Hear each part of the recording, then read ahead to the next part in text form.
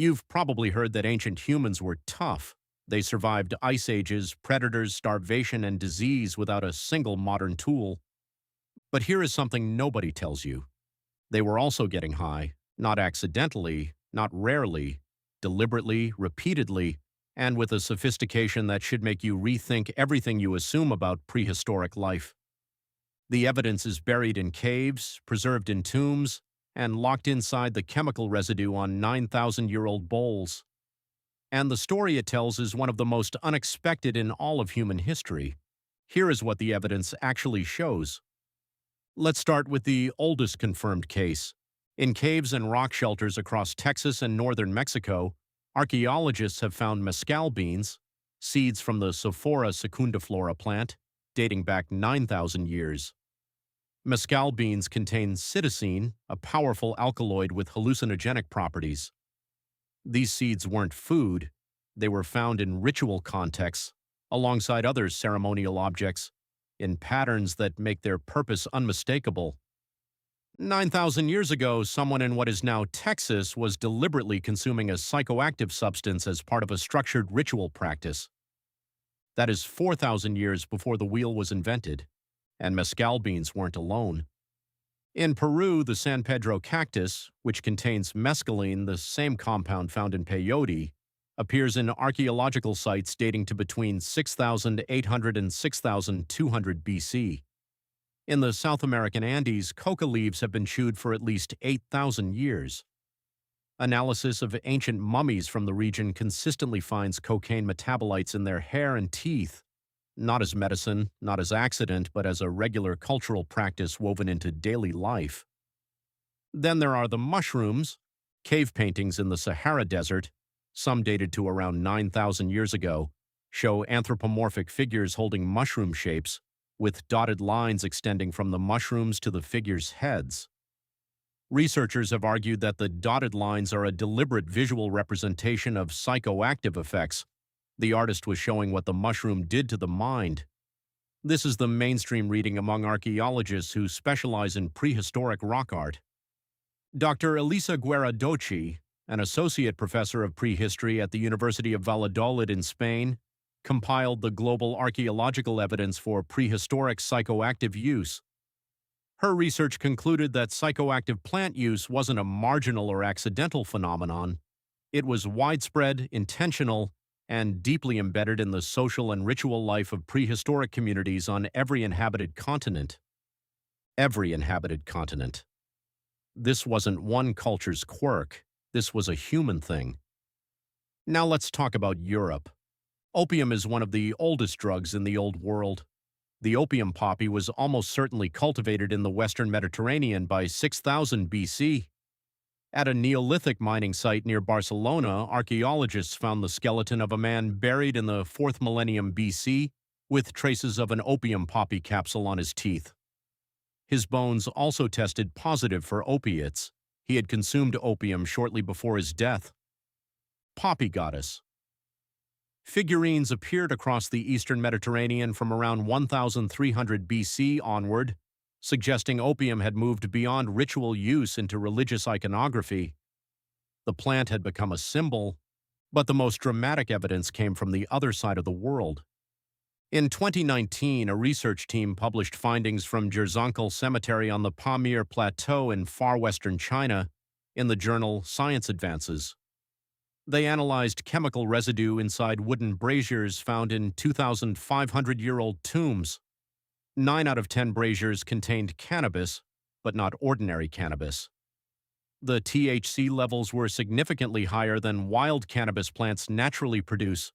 Someone, 2,500 years ago at 3,000 meters elevation in Central Asia, was selectively cultivating cannabis for higher potency.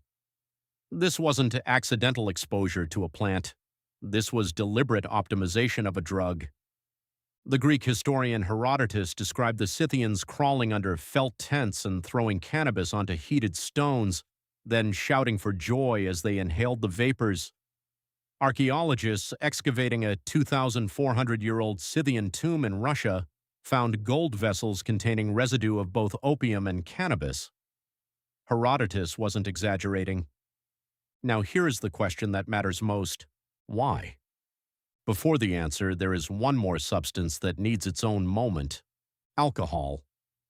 The oldest confirmed evidence of intentional fermentation dates to around 7000 BC in China, where residue analysis of pottery from Jiahu revealed a fermented mixture of rice, honey, hawthorn fruit, and wild grapes.